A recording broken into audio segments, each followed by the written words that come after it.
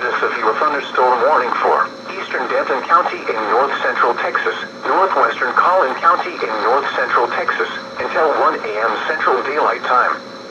At midnight Central Daylight Time, a severe thunderstorm was indicated in Louisville, moving northeast at 30 miles per hour. Informed all-size hail. Source, radar indicated.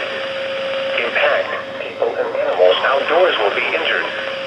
Expects damage to roofs, siding, windows, and vehicles. Locations impacted include Plano, McKinney, Carrollton, Frisco, Denton, Louisville, Flower Mound, Coppell, The Colony, Corinth, Highland Village, Lake Dallas, Lake Louisville, Little Elm, Prosper, Salina, Pilot Point, Hickory Creek, Double Oak, and Shady Shores. This includes Interstate 35E between mile markers 446 and 460.